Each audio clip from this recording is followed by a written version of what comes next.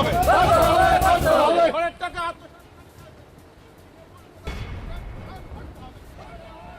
আবাস যোজনার ঘর দেওয়ার নামে কাটমানি নেওয়ার অভিযোগ, এবার সেই কাটমানির টাকা ফেরতের দাবি জানিয়ে তৃণমূল প্রধানের বাড়ির সামনে বিক্ষোভ মিছিলে সামিল হলেন স্থানীয় বাসিন্দারা।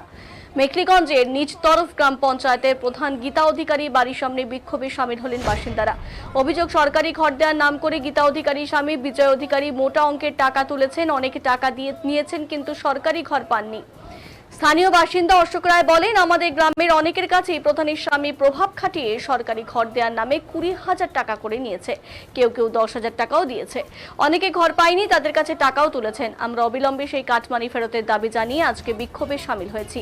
যদিও নিচতরফ গ্রাম পঞ্চায়েতের প্রধান গীতা অধিকারী স্বামী বিজয় অধিকারী জানিয়েছেন, আমরা কোনো কাটমানি নেইনি, আমাদের চক্রান্ত করে ফাঁসানো হচ্ছে। টাকা আত্মসাৎকারী প্রধানকে অবিলম্বে গ্রেফতার করতে হবে।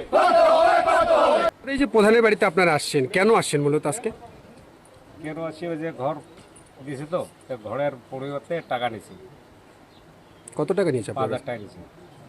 কে নিয়েছে আপনার কাছ থেকে? আমার প্রধান নিয়েছে। টাকাটা কি প্রধানের হাতে দেওয়া ছিল না অন্য করে? না, প্রধান হাতে নিয়েও ফোনে যোগাযোগ হয়েছে, ওই যে প্রবাসী বলে একজন নিয়েছে। না, আপনি টাকাটা প্রধানের হাতে দেননি তো? না, ফোন করছি, বিশেষ হয় না, ফোন করছে ঠিক আছে, কথা হাতে দেন।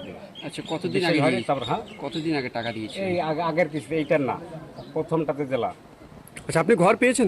এই যে আপনারা প্রধানের বাড়ির সামনে এসে বিক্ষোভ দেখাচ্ছেন, কি কারণে? আমরা যে বেনিফিশিয়ারি ঘর পেয়েছি, কারো কারো কাছে 5,000 10,000 টাকা নিয়েছে, সেটা কি টাকা নেওয়ার উপর থেকে কি নির্দেশ আছে? এই জন্য আমরা বিক্ষোভ আন্দোলন প্রধানের কাছে এসেছি, এইটুকে। আচ্ছা, আপনি কি ঘর পেয়েছেন? হ্যাঁ, পেয়েছি।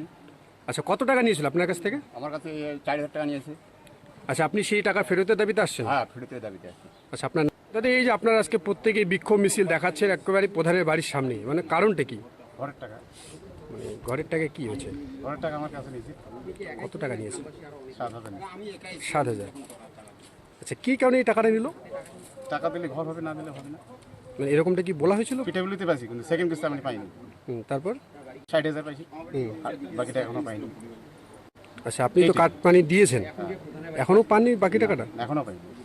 আচ্ছা, প্রধানের সাথে কি এই বিষয়ে আপনি যোগাযোগ করেছিলেন? না, করিনি। এখন যোগাযোগ কি করবো, সরকার এখন পরিবর্তন হয়েছে, ওকে কি জানাবো? ও তো জানা আসলে তো উল্টা পাল্টা পাই ফেলাবে। আচ্ছা, এই তো আপনারা তো প্রধানের বাড়িতে আসলেন, তো এখন প্রধানকে কি কোনো কিছু জানাবেন? না, মানে এই যে আপনাদের সেকেন্ড কিস্তি কবে পাই, কি হয়? আচ্ছা, এই যে আজকে আপনার স্ত্রীর বিরুদ্ধে তারা যেটা একটা অভিযোগ করলো যে কাটমানির টাকা আপনারা নিয়েছেন, আপনাদের বাড়ির সামনে গিয়ে অনেকে বিক্ষোভ দেখালো কাটমানির টাকা ফেরতের দাবিতে, কি বলবেন? নমস্কার। আপনারা সবাই জানেন যে এবারে রাজ্য সরকারের পুরোপুরি এখানে পতনের ফলে নতুন বিজেপি সরকার আসছে। এবার নতুন বিজেপি সরকার বসার পরে যে তৃণমূল যে ছোট থেকে বড় নেতার উপরে প্রচুরভাবে একটু মানে চাপ হচ্ছে আর কি, কারো উপর মিথ্যা কেস মানে জোড়ানোর চেষ্টা চলছে আর কি। তারই ফলস্বরূপ হিসেবে আজকে আমার বাড়িতেও মিথ্যা কেসের মানে মিথ্যা একটা মানে নিয়ে সমস্যা নিয়ে ওরা আসছে।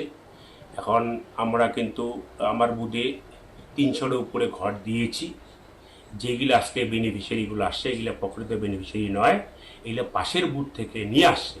এখন যেই সমস্ত 2-1জনকে নিয়ে আসে আমার বুথ থেকে, সেইগুলো কিন্তু পার্টির লোক, পার্টির চাপে ওরা কিন্তু মিথ্যা কথা বলতে বাধ্য হচ্ছে, কিন্তু প্রকৃত আমরা 5 টাকাও নেই কোথার থেকে, কোনো প্রমাণও নেই।